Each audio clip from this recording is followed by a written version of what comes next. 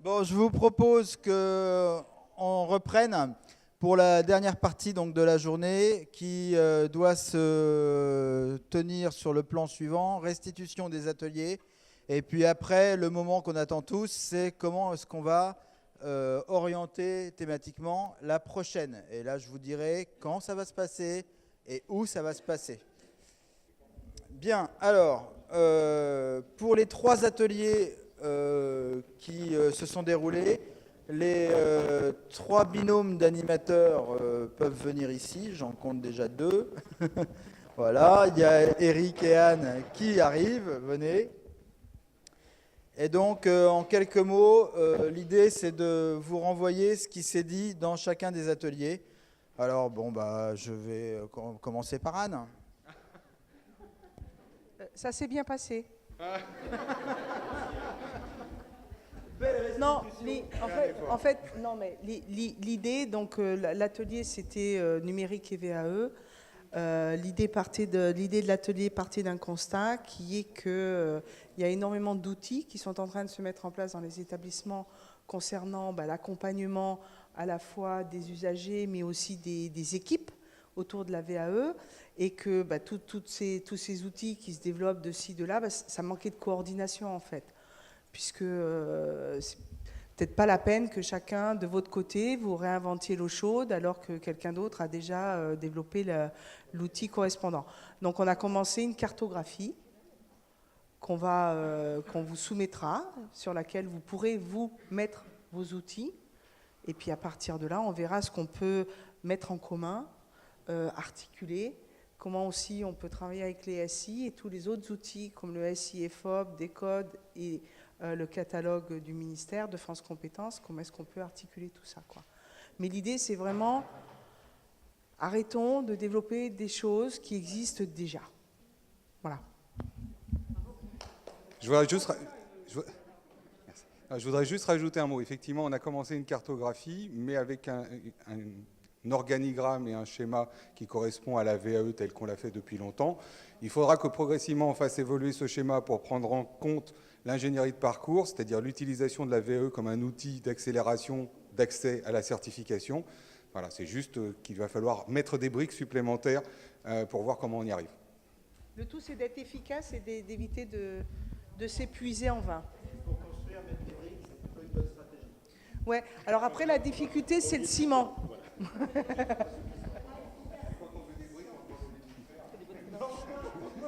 C'est sympa parti là. Donc laisse-moi lire.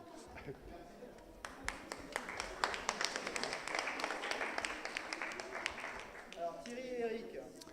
Alors nous, ça va être très facile parce qu'en fait, on a demandé aux participants de nous faire le débriefing de cet atelier. Donc je vais vous lire les différentes phrases qu'ils ont retenues de cet atelier, en commençant par une importance à moi, qui était l'importance de bien définir ce qu'on appelle compétences. Et on a mis sur la table la définition d'être capable de mobiliser à bon escient des savoirs, savoir-faire, savoir-être diverses pour une résolution d'une tâche complexe dans un contexte donné.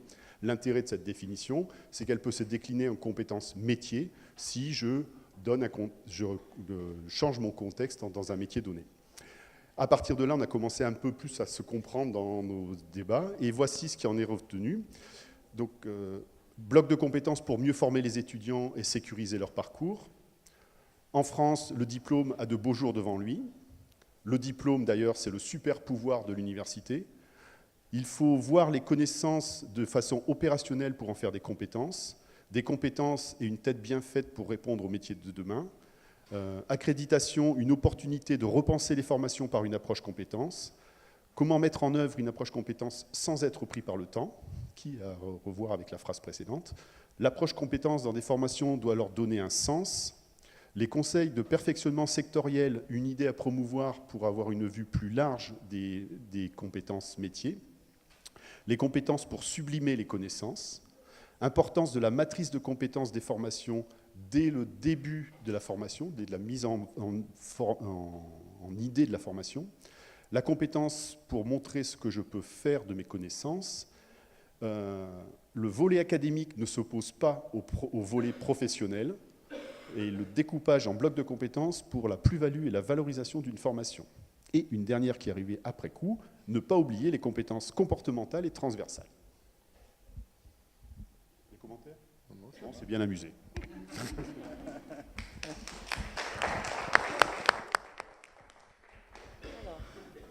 Alors, donc, bon, je commence, tu finis ? Ouais, ok, alors, donc, on était sur l'atelier décloisonner les gouvernances. On avait plusieurs participants qu'on a répartis en 2 questions. Quels sont les freins au décloisonnement et quelles sont les stratégies vertueuses de décloisonnement ?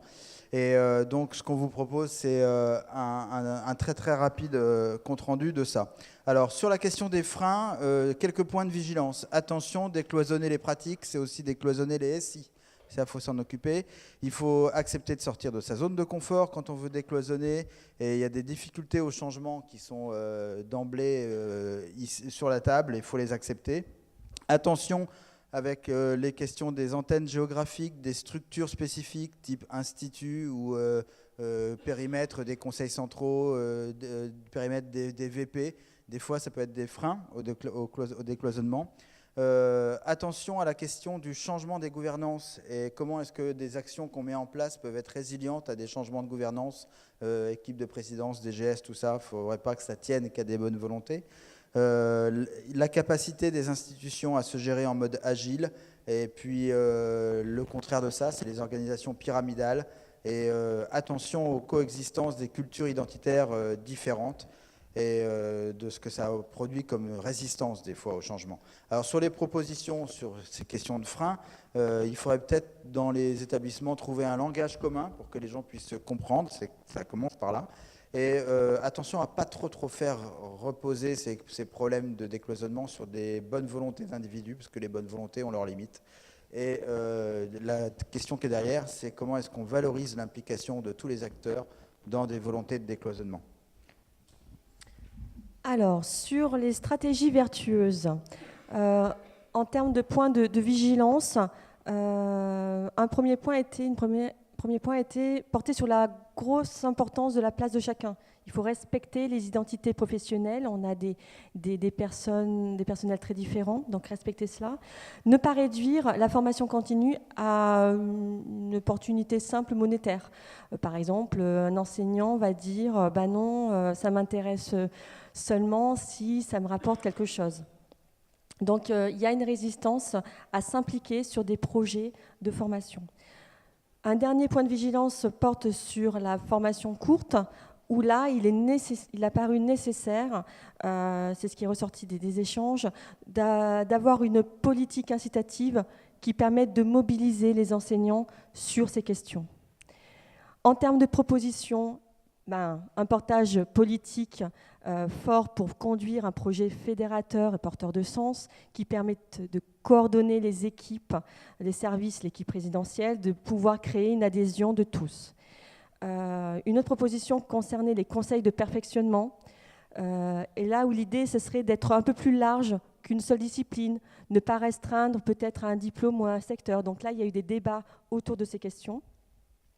Ensuite, travailler sur des projets concrets qui font que les personnes adhèrent de manière spontanée à travailler ensemble.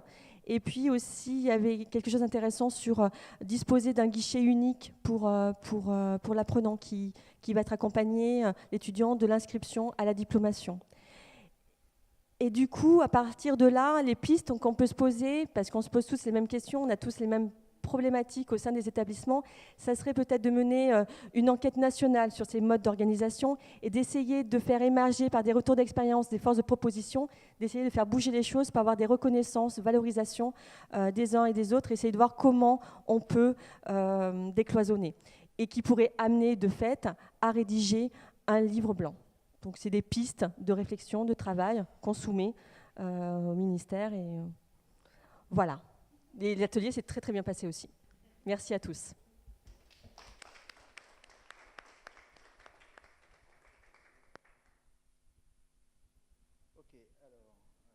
Donc, du coup, nous arrivons à la fin de cette journée où, comme vous le savez, pour ceux qui viennent régulièrement,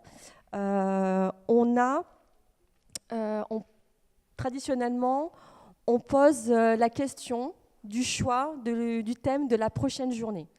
Alors, la prochaine journée se passera à Avignon. Alors, mais en janvier 2019, mais il fait toujours beau à Avignon. Classiquement, on essaie de faire un coup région parisienne, un coup province. Donc là, on était région parisienne. La prochaine fois, effectivement, c'est l'université Avignon-Vaucluse. Je ne sais plus comment elle s'appelle précisément. Oui, le micro, oui. Donc l'université d'Avignon qui va nous accueillir. La date qui est prévue, c'est le 18 janvier 2019. Donc vendredi 18 janvier. Vous pouvez déjà tous noter dans vos tablettes. Allez dire dans vos établissements que ce jour-là, vous ne serez pas dans l'établissement, sauf si vous êtes à Avignon. Bon, voilà. Du coup, on va vous demander soit par par QR code ou par le lien direct vers l'application toureply.unif.lille1.fr avec le numéro de la question. On revient en arrière. Le numéro de la question 814. Donc, 3 thèmes vous sont proposés. 1, les modèles économiques, les modèles pédagogiques ou les modèles d'accompagnement. Ah, 2-3 mots pour essayer de préciser ce qu'on a derrière.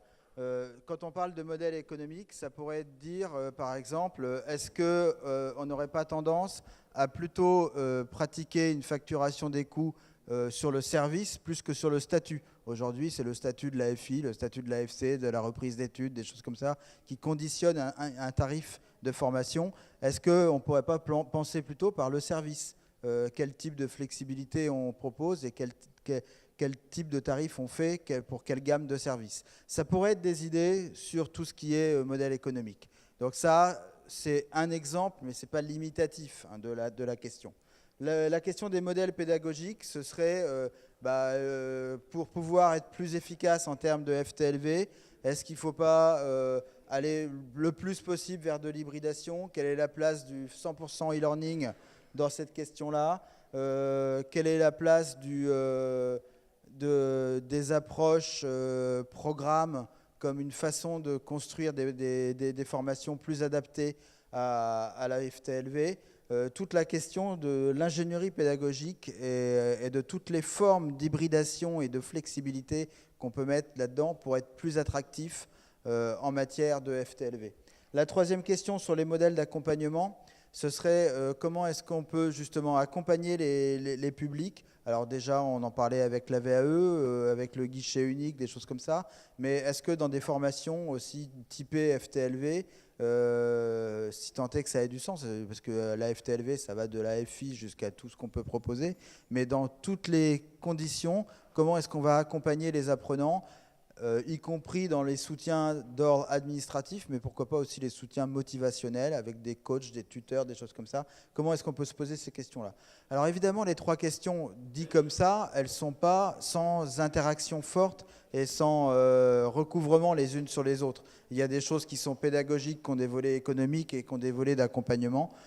Tout ça, on peut en discuter. L'idée, c'est plutôt d'essayer d'orienter un petit peu le comité de pilotage de la prochaine journée sur une grande thématique, sachant que ce n'est pas parce qu'on a évacué, mettons par exemple les modèles économiques, qu'on n'en parlerait pas du tout, mais on en parlera sous le prisme d'une des deux autres. Bon, voilà, c'est classiquement ce qu'on fait à chaque fois. On vous donne la possibilité de vous exprimer pour donner une grande ligne de direction sur l'organisation de la journée, puis après le comité de pilotage qui se réunit va construire le programme et élaborer quelque chose qui réponde le plus possible à vos souhaits. Oui.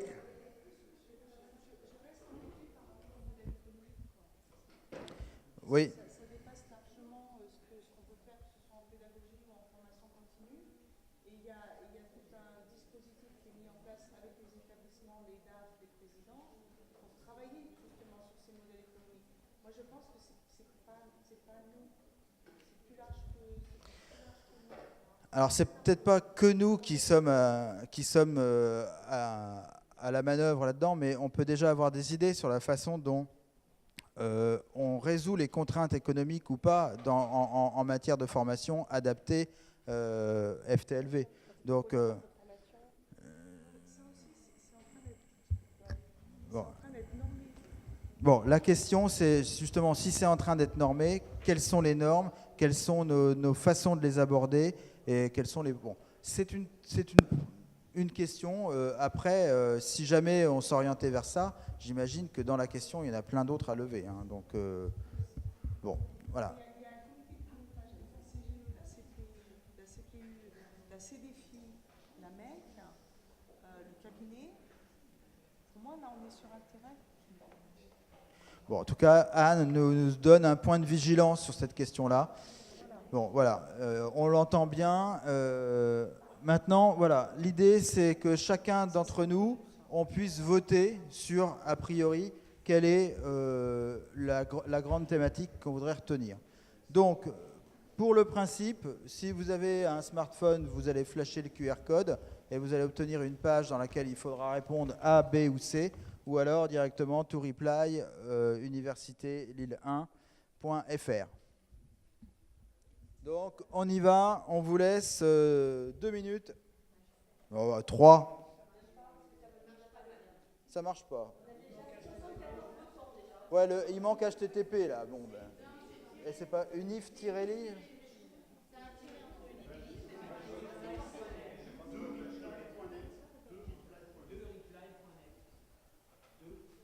Ah oui, c'est pas tout, c'est 2. Bon.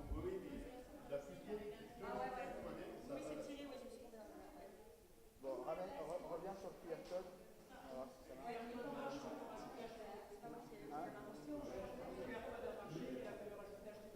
Il a fallu rajouter HTTP une fois flashé le QR code?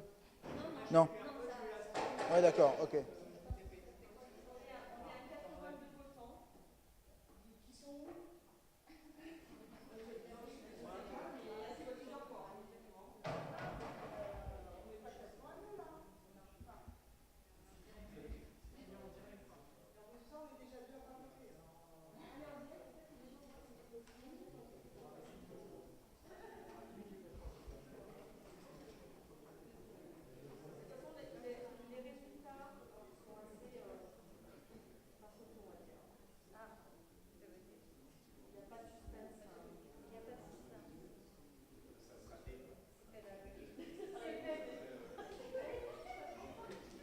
Bon, C'est la réponse D, en fait, la 4e proposition, le 4e thème. Ah, donc, mais ça, c'est le thème. Donc, on peut cliquer sur le lien, peut-être qu'on va... Ouais, On va vas-y. cliquer sur le lien, le suivant, on va cliquer sur le lien des résultats, où le thème qui se dégage fortement à 83%. Voilà, le thème qui a été voté, qui a obtenu 83% des suffrages et porte sur les modèles pédagogiques. Donc, le thème de la prochaine journée sera les modèles pédagogiques. Portera sur les modèles pédagogiques. Donc, je trouve que c'est un très très bon thème et c'était mon préféré. Voilà, et on est sur gravité et ça manquait dans nos journées. Et donc ça, c'est un très très bon choix. On s'en rappellera, mais... C'est super. Bon, d'accord. Je vais demander à Mathieu de me rejoindre. Oui. Si tous les collègues de l'UVSQ peuvent descendre devant l'amphi. Bon, il y en a qui sont là-haut, toute l'équipe. Alors, un grand merci, parce que tout là-haut, là, toute la journée, et puis tout le travail en amont, toute la direction de la communication de l'UVSQ s'est mobilisée. Et on peut leur dire un grand merci, parce que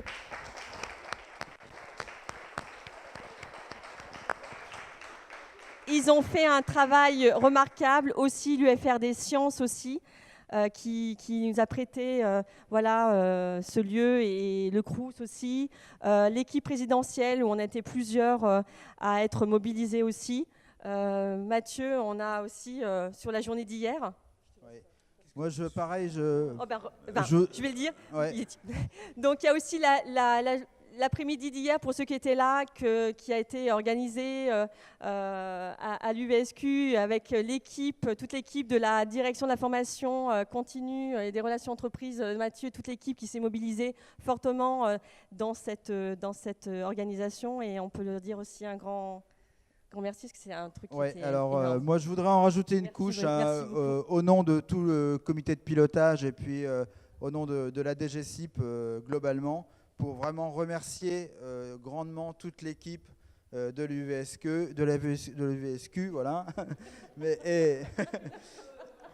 Voilà, Versailles Saint-Quentin, c'est plus facile à dire comme ça. Et non, parce que je mesure bien, je comprends bien tous les efforts qui sont faits par toutes les équipes pour héberger une journée comme celle-ci, une journée et demie comme celle-ci, parce qu'effectivement hier Mathieu nous avait organisé une demi-journée qui était super riche, très intéressante également. La journée d'aujourd'hui, je pense que vous êtes tous comme moi pour vous dire que effectivement ça a été très très riche et qu'on en repart avec plein d'idées. Et c'est exactement ça ce qu'on veut essayer de faire avec ce cycle de journée FTLV. On en est à la 5e. C'est quelque chose qui s'installe dans la durée. Rien que ça, c'est une réussite. Et c'est une réussite pas tant de la DGCIP, mais de chacune des équipes qui, ponctuellement, les unes après les autres, organisent ces journées-là. D'édition en édition, on est toujours super bien reçus, dans des contextes super agréables et dans quelque chose de très très propice au travail collaboratif. Alors vraiment merci énormément à toute l'équipe et à Patricia qui a beaucoup mouillé la chemise pour monter tout ça. Et si. Évidemment, merci à vous tous qui avez participé et qui font de cette journée une réussite et quelque chose qui aura une suite. Et donc d'emblée, tout de suite, merci à l'équipe d'Avignon de s'être proposée pour la prochaine. Rendez-vous à Avignon. Merci à tous.